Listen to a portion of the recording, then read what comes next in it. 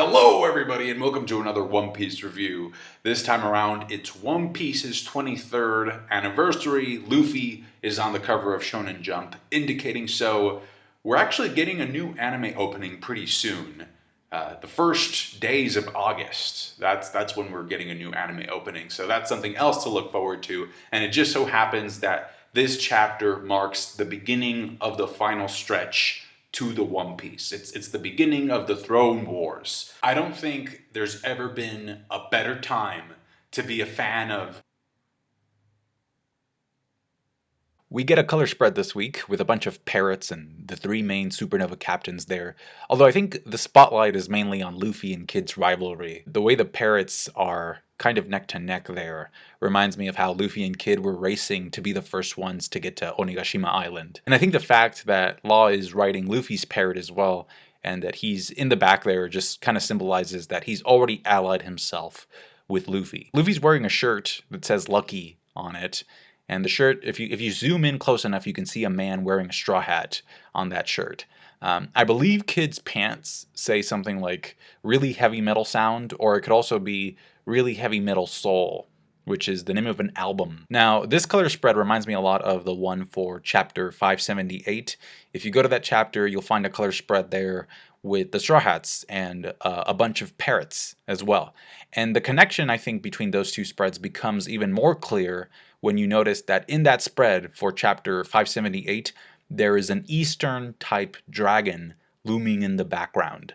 So it seems like Oda was trying to foreshadow Kaido with that one. Luffy also has 5s on his sleeves. Now usually Luffy's number is 56 because 5 is Go and 6 is Mu. Like that's how you can pronounce it in Japanese. So it's Gomu, Gomu, Gomu no. So in this case, the 5 kind of looks like a 6 a little bit. So I wonder if it's a reference to that or if it's foreshadowing Gear 5th. We start off in the back of Onigashima. Turns out that Kanjiro decided to be pretty cautious.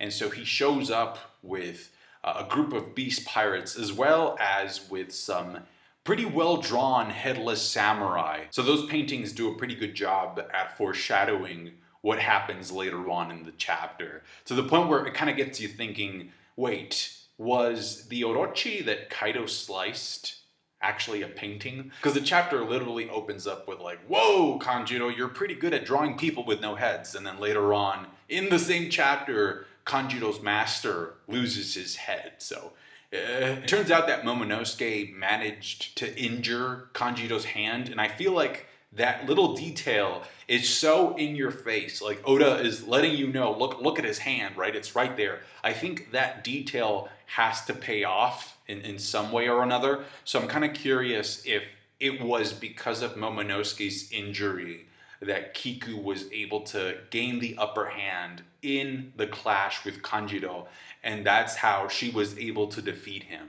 Because that cut has to serve a purpose. There's absolutely no point in Oda showing us that band-aid if it's not going to pay off. Maybe the cut will be something that Oda will use so that he can show us the ability of Kiku's blade. The way that Kiku describes her sword makes me think that the blade has to have some kind of a curse on it.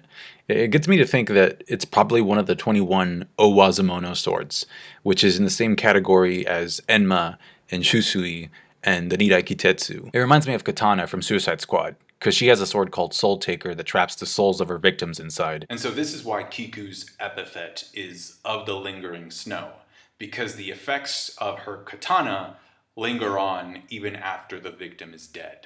Pretty much like patches of snow present in spring. So Kiku goes for Kanjiro. We see some hockey sparks from the clash, because we've seen Kanjiro use armament hockey before. So this means that Kiku essentially can use that as well. And the rest of the samurai go and clash against the remaining beast pirates. And we get a bit of the Nekomamushi Inuarashi rivalry where the dog notices that the cat has a double revolver for a hand now, and then the cat calls out the dog for having a blade as a foot. So imagine how these two are going to look with a blade and a revolver sticking out of them once they go Sulong form. And speaking of Sulong form, if you take a look at the panels where you see the sky over Onigashima, I think Oda has been very careful about making sure that the sky over Onigashima is covered by storm clouds so that the moonlight doesn't shine through yet. Now, something that's easy to overlook in the scene with all the samurai with the 9 red scabbards is that there are some characters that are missing in action. Law and his crew, which we saw in the previous chapter, are nowhere to be found in this one. So if you watched my previous review, which I know a lot of you did, and by the way, thank you, all of you, for the likes on that one. That was crazy. I never expected that it would get so many likes, so really, really thank you. So in the review, I said that it was interesting that Law mentioned that there were 2 entrances there in the back. He says that the top entrance is the one that should lead to Kaido, and that's the entrance that we see in this chapter where the samurai are fighting. And so it turns out I predicted this correctly, that the group did split up, and Law and his crew ended up taking the lower entrance, or the entrance at the bottom. And so like I said, I strongly suspect that that lower entrance that Law decided to take will lead his group to the road poneglyph. And what gets me to think that there could be a poneglyph in the lower levels of Onigashima is the fact that, if you remember, Brook found a poneglyph. It wasn't a road poneglyph, just like one of the standard poneglyphs. He found a poneglyph in the basement of Orochi's castle. So maybe it's like a Wano thing, that they like storing poneglyphs in the bottom of buildings. Then we go to the attic where Yamato and Luffy are, and I'm just going to read you this bit of dialogue. Yamato is awesome. She says, "So speaking as Kozuki Oden, I've followed the proper logic that says that as Ace's brother, you should give me a ride on your ship." And I think the logic is, I didn't get to go with Ace, therefore I'm going with you. So the Yamato for Nakama people just scored a pretty big touchdown with that statement. And I actually think that's what has to happen, because Momonosuke, judging from the last page of this chapter, Kaido says, the shogun of Onigashima, of the new Onigashima, will be Yamato. And Yamato says, nope, I don't want to be that. And so that position technically belongs to Momonosuke. So I think Momonosuke is going to stay behind and learn how to rule Wano, and Yamato is going to go with Luffy to Laugh Tale. It's kind of like the switcheroo, the inverted parallel of sorts that Oda has been trying to set up with Momonosuke and Yamato, where Momonosuke, even though he's Odin's son, he has Kaido's double fruit power, and then Yamato, even though she's Kaido's kid, she's a fan of Odin. And so since Odin went with Roger to Laugh Tale, it makes perfect sense for Yamato to follow Luffy to the One Piece. Now, last chapter, there was a very heated discussion, very tense discussion revolving around Yamato's gender, right? Different arguments from different sides. My interpretation, which I gave in the previous chapter review, it turns out from reading this chapter that it was pretty accurate. And I have to say this, like, you know, not only was my interpretation based on the official text, but it was also based on my experience with people that have gender dysphoria. You know, I've had clients that have gender dysphoria, and as far as my experience goes, and granted, you know, my experience is limited, I've never had a client who had gender dysphoria say, oh, it's because one time I met this person of the opposite gender, and this person was so inspiring that I decided to become that gender. That's not usually how it works, or at least that's not how I've seen it work. As far as I know, as far as my practice is concerned, that is not how it works. Usually people that have gender dysphoria tell you, like, I've never felt the gender that I am biologically, all right? And that's not the case with Yamato. Yamato is a fangirl, all right? She's a girl who really likes Superman. So she says, I'm Superman. I'm gonna read you this quote from the official translation that drives this point home. Luffy says to Yamato, now hang on a minute, Kozuki Odin is a guy that everybody loves. There's no way you can be Odin.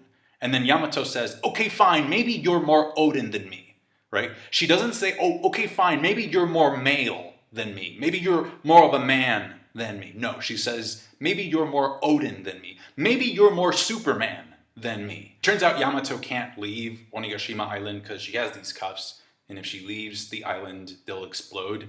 Kind of reminds me of the whole Sanji plotline from Whole Cake Island. And so Luffy offers to, take the cuffs off because now he can do it with the advanced armament hockey that he knows. But I think what's even more important here is that this means that since Yamato can't leave Onigashima Island, it means that Ace, at one point, visited Onigashima. And since Ace didn't know advanced armament hockey, there's no way that he could have freed her. I like how Kaido's speech starts off with him mentioning Whitebeard. It's been 2 years since the Marineford War started by Whitebeard. By the way, this whole announcement is inspired by Whitebeard's last words. Now, Kaido says that the Shichibukai system was not disbanded on a whim. He says that the Marines now have the ability to deal with a Yonko without the Shichibukai's help, okay? That's what he says. I'm going to read you the quote, because people want to sleep on Akainu and the Marines, but Kaido says, it is a sign that the Navy has a new force capable of stopping us. Us meaning the Yonko. So just to make things clear, all right? Right now, the Marines, the way the institution of the Marines is right now, without Garp, without Sengoku, because they're retired, so they don't count. But the way the Marines are right now, they can take out a Yonko, all right? A Yonko. If the Yonko is just in their territory and they're by themselves and they're not allied with other Yonkos and they don't have an ancient weapon, the Marines officially can take a Yonko down. One Yonko with his crew, all right, versus the Marines are taking out that Yonko, confirmed in this chapter. That's why Kaido is saying that we have decided to join forces with it's the Big Mom, with an army of Tsukumugami. Tsukumugami are basically a part of Japanese folklore. They're old household items that become possessed by spirits once the items turn 100 years old. So there's a whole bunch of them there, intimidating people. Now, this is something I've been thinking about. You know how Moria, he has like shadows all over the place, right? He controls shadows. That's his thing. But do you guys remember how like for his final form, he essentially reabsorbed all of the shadows that he had running around. So he absorbed the shadows into himself, and that made his final form. I think that's what's going to happen with Big Mom once, we get to have a one-on-one with her. I think Big Mom's final form is going to be her reabsorbing all of the soul energy that she's spent on homies that she's created for herself. So I've been thinking about that, like Big Mom reabsorbing all of the spirit energy that she spent on these homies back into herself. She's already a tank. She's already crazy strong. Imagine when she stops making homies and just like, nope, give me back my soul energy. Like, what kind of a monster would that be? As far as Yonko go, I think Big Mom is seriously underrated by the community. I think people tend to, underrate her a lot. And I think that if it weren't for her childlike mentality and also the stupid amnesia plot point during this arc, I think people would give her more respect if it weren't for that. The respect that she deserves, because she's disgustingly strong. She got back her Zeus in this chapter as well. We see that Zeus kind of looks like a fainted Pokemon of sorts. And then Nami and Carrot seem to be, getting apprehended by the homies there. So does that mean that Nami has lost her power-up for this arc? I kind of wanted to see her fight with him during the final fights of the arc. So I don't know, will she get it back? I think she will. Now, before Big Mom's entrance, you do see some lightning, some electricity. So I'm pretty sure that what happened was that she used Zeus and slammed him into the wall to break it up, to blow it up. And that's how Zeus got knocked out. But then later, we see that Zeus is fine. You see him in the background of the next page where everybody's raising their fist in celebration of Big Mom and Kaido's new goal. He's there in the background, looking very, very sad. Bring back rocks! Bring back rocks! The Republic will be reorganized into the first pirate empire. And the reason Kaido says that he wants to do this is because he wants Wano to be prepared for the upcoming world war. So this is straight out of what Whitebeard said about finding the One Piece, and then that causing a world war. So we're getting very close to Laugh Tale. And so what I think is going to happen because of that dialogue is that after Kaido gets defeated by Luffy, all right, Wano will still be used as the base of operations for the Straw Hats and their allies. So that once the final war happens, they have a spot where they can stay, or, they can, that'll be their base, essentially. Wano is going to be here all the way to the end game. Also, I think this chapter pretty much confirms that the Straw Hat Grand Fleet is going to show up in Wano at some point in the future. This is too big of an event for them not to show up. Now, after this announcement, there's just no way that the Marines are not getting involved. I said this when Marco showed up, but this chapter pretty much confirms it 100%. The Marines have to show up now. And I don't know if they're wiretapping the communications like they did last time, but Drake is there, and he's an agent for the Marines, for Sword, so maybe that's how they find out. Like, maybe Drake has already hacked the projector, and so the transmission of Kaido's announcement is being sent directly to Navy HQ. The fact of the matter is that you cannot have two Yonko declare what they just declared in this chapter and not send in the military. And I'm not just talking about Akainu anymore, because what they said, what Kaido and Big Mom said in this chapter, it involves the Gorosei as well now. So a bit of a history lesson here. During the Water 7 flashback, the Gorosei find out that some blueprints for the ancient weapon Pluton exist, right? And they entrust Spandam to find those blueprints. Because if somebody has them, they can potentially use the blueprints to rebuild Pluton. And that's no good for the government. So they sent in Cypher Pole to get to the bottom of that. Now here's the thing. Out of all the characters in Wano right now, with the exception of Kaido and Big Mom, because I'm pretty sure that the two Yonko have to have some knowledge about the ancient weapons already. And by the way, I'm pretty sure that they first learned about the ancient weapons when they were with rocks, because Zebek was meddling into the secrets of the world. He was into learning about taboo subjects, right? But anyway, aside from the two Yonko, Big Mom and Kaido, there are 3 characters in Wano currently that know something about the ancient weapons. The first one is Frankie, because he used to have the blueprints for Pluton. He read them when he was younger, and then he was also entrusted with them, and eventually he burned them so that nobody could use them to bring Pluton back. But he read them, so he knows what it would take to revive that ancient weapon. So if he memorized those blueprints, he could possibly be the key to creating another Pluton. Now, those blueprints that Frankie had were the blueprints of the original Pluton. And the original Pluton was built in Water 7. So those blueprints were passed down from generation to generation. Generations of shipwrights, right? Until they reached Frankie. And the reason they were passed down in the first place is because they wanted to create a failsafe. Like, in case somebody ever wanted to take control of the original Pluton and revive it, the shipwrights at Water 7 could use the blueprints to create another Pluton to destroy the original. Now, where is the original Pluton? From what we understand, the weapon is said to be hidden somewhere in Alabasta. Now, the only person that knows where Pluton actually is Robin, because she read the poneglyph in Alabasta that has the location of Pluton. Much like the poneglyph that she read in Skypiea that says where Poseidon is, that poneglyph in Skypiea says that Poseidon is in Fishman Island. So Robin technically knows where 2 of the ancient weapons are. She knows about Pluton, and she knows about Poseidon. Now, when Robin was talking to King Neptune about Poseidon, Caribou was eavesdropping on their conversation, and he overheard Robin saying that Shidahoshi was actually Poseidon, because she had the power to control the Sea Kings. And so we know that Caribou later on was kidnapped or was captured by Drake, and he was imprisoned in Wano.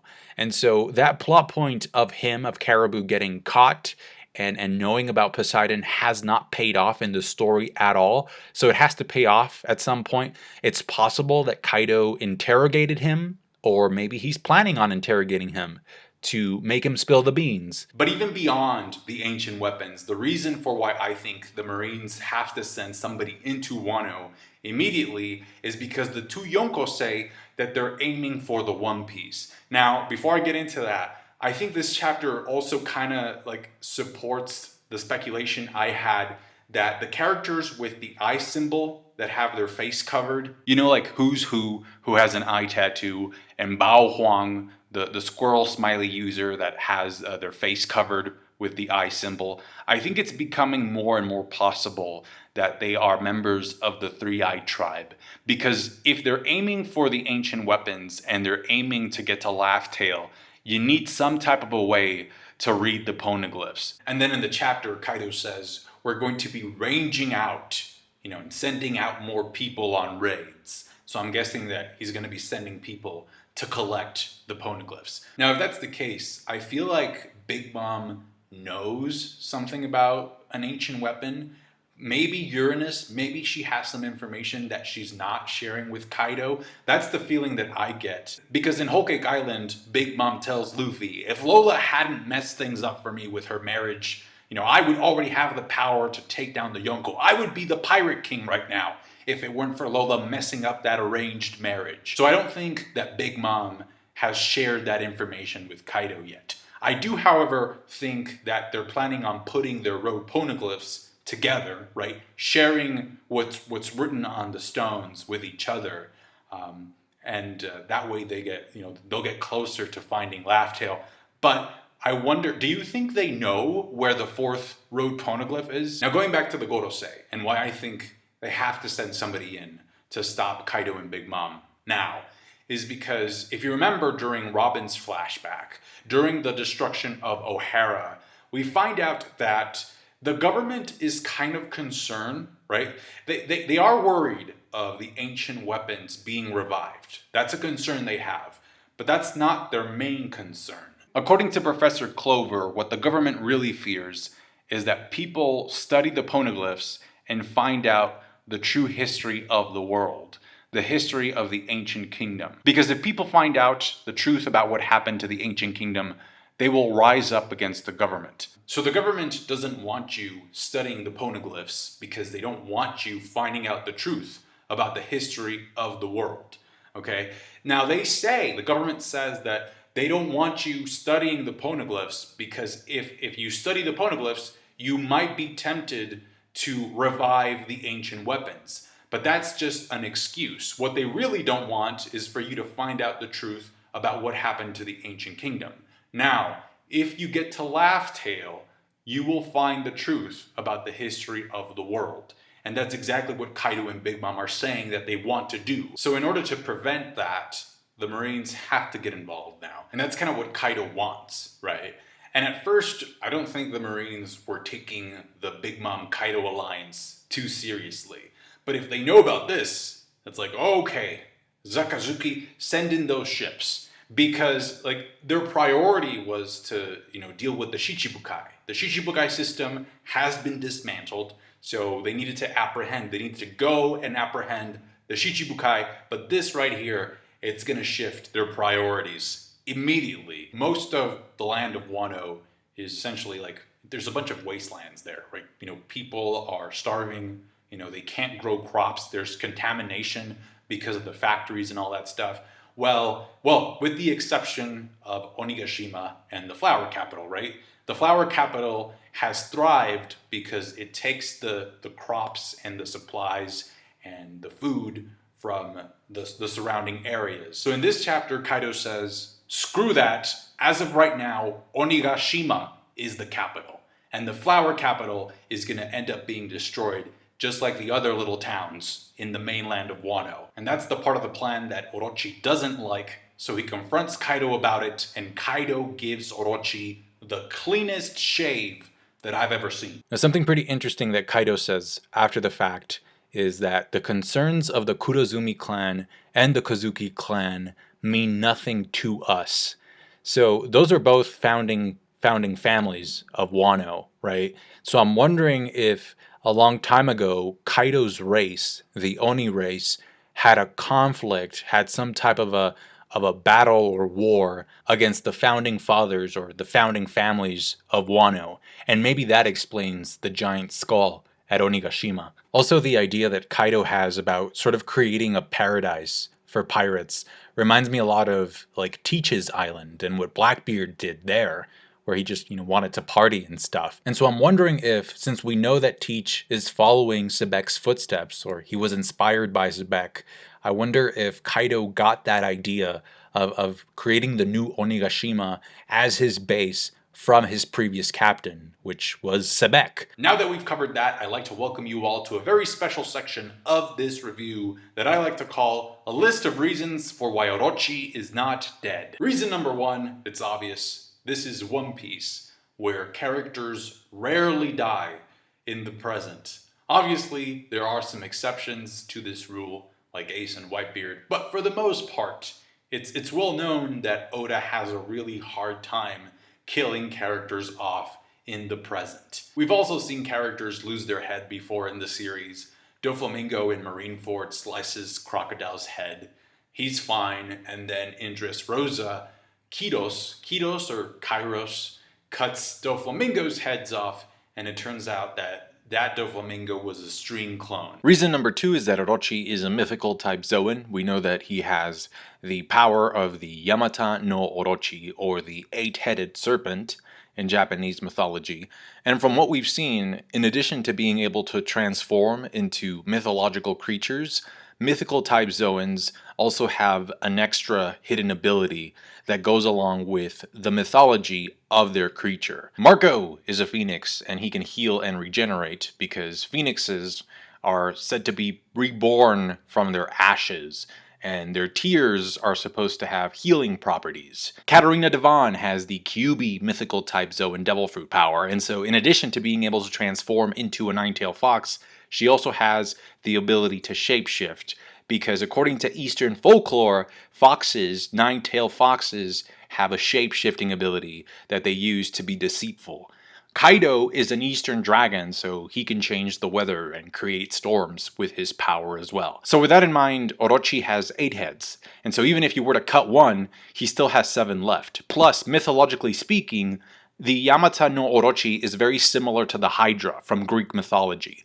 I mean, we all watched Hercules, right? We know what happens when you cut one of these things' heads off. So it's really hard to believe that the only character in the series that we've seen thus far that has a devil fruit power that resembles that of the Hydra is going to die of decapitation. Oh, and by the way, just a quick note here. When we first saw Orochi's devil fruit in chapter 965, I mentioned during the review that I thought it was very weird, very strange that the fruit didn't have any spirals on it, no swirls. So it turns out that that was a mistake, and that was corrected in the volume. So in the volume now, you see Orochi's fruit, and it does have the spirals. Another reason for why I don't think Orochi is dead is because he's a Kurozumi. The Kurozumi were one of the founding families of Wano. And because of his family name, him and his family were persecuted for crimes that they didn't commit. And as a result, this made Orochi begin to hate the people of Wano. It's very similar to what happened with Kanjiro. Kanjiro's parents were actors, and they were killed on stage because of their family name. So with that in mind, remember, I've said this before, Oda says, or has said in the past, that he has one thing in mind when he sits down to write One Piece, and that is world peace, right? Hate only breeds more hate. And by the end of this chapter, it seems like Kiku has taken out Kanjiro, right? Because you see Kiku there outside, and the snow is falling, and her blade is stained. So I'm assuming that she defeated Kanjiro. Now, if both Orochi and Kanjiro are dead, then there's no way to heal that cycle of hate and discrimination. Like, there's no way to make things right. And Luffy's role in the story is to create change for the better. And not just create change himself, but inspire others to create that change as well. So at least one of the Kurozumi family members has to be alive. Otherwise, they can't learn that they went about doing things the wrong way. So if they're both dead, then there's no message, right? It's just like, oh, you're a Kurozumi member, you're dead. That's it. And that's not how Oda writes. That's not how the story works. So if anything, Kaido taking down Orochi should serve to set up Orochi to rethink his motivation. Who knows? This might even lead Orochi to help the Straw Hats out of spite for Kaido, to try to get back at Kaido. By the way, if you remember in the previous chapter, I noticed how some of the Beast Pirates were beginning to lose trust in Orochi because Orochi was talking about Momonosuke and how Momonosuke had traveled in time to be there. So some of the Beast Pirates were like, what? Like, this Orochi guy is crazy. So I think that foreshadowed this moment pretty well, in the sense that you could see that the Beast Pirates were already kind of like, questioning Orochi and like thinking like, is this guy for real? And so their allegiance was always to Kaido, and it's going to be interesting to find out what the Oniwabanchu decide and where their allegiance lies. So do you think Orochi and the Oniwabanchu are going to possibly change sides and end up helping the Straw Hats, or do you think it better not be a Bellamy situation? Because that was annoying, where like Bellamy, like Doflamingo didn't give a crap about him, and he still was loyal to Doflamingo. Like, I better not be that. Anyway, the fourth reason for why I don't think Orochi is dead is because there was a plot point that was established a while back between Orochi and ZP0, where Orochi requested that ZP0 bring Vegapunk in exchange for continuing their trade deals. And so if Orochi is actually dead, then what's going to happen to that plot point? Vegapunk is too important, right, for it just to be like swept under the rug. So I do think that that plot point that was set up by Orochi to have Vegapunk come to Wano has to pay off. So either ZP0 is going to want to get back at Orochi because he did kind of threaten them, because he had Kaido's support. So now that he doesn't have Kaido's support, I wonder how ZP0 is going to react. And then the other thing is that, well, maybe ZP0 does end up bringing Vegapunk to Wano. And now that I think about it, maybe Orochi is the key for the Straw Hats to meet Vegapunk. Now, if you look at the background of that panel of Kaido slicing Orochi, you'll see that it's actually King's sword that Kaido is using to cut Orochi.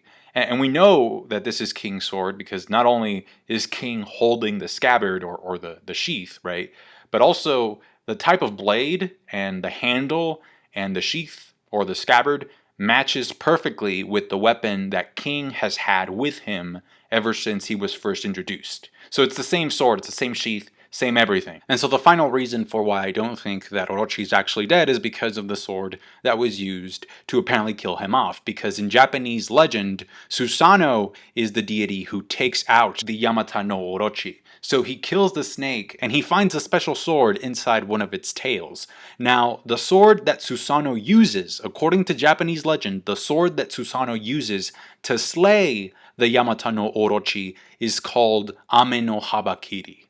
And that is the sword from the legend of Susanoo, but it's also the name of the sword that Odin inherited to his son Momonosuke. And so this would suggest that it's actually Momonosuke, the one who has to play a role in bringing about the resolution to Orochi's character. Wouldn't it be funny that since Kaido is saying, we need to go find these ancient weapons, and Momonosuke's just knocked out behind him, and it turns out that Momonosuke is an ancient weapon? Now, because of what Kaido says in this chapter about there being a location shift, it's becoming a much stronger possibility now that the final fight between Kaido and Luffy is going to have to take place around that snowy mountain. I think it's supposed to be based on Mount Fuji, but I think it has to go, the action has to shift over to that location because it's literally one of the few spots in Wano that we've never been to before, that we know pretty much nothing about. But as of right now, it does seem like the action will be centered in Onigashima because Yamato and Luffy, they break the floorboard of the attic and they just crash the party.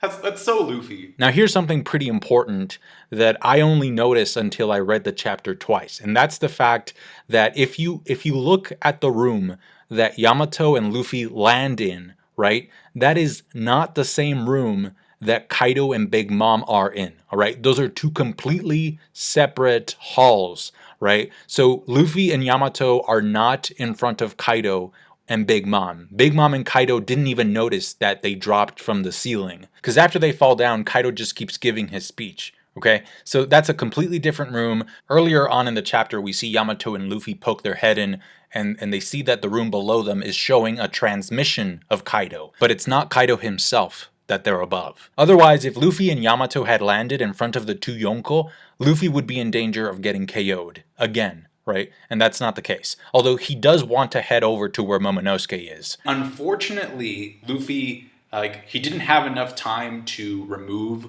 Yamato's handcuffs. Although, again, like, they could just be a dud, right? Like, we don't know if those handcuffs really explode.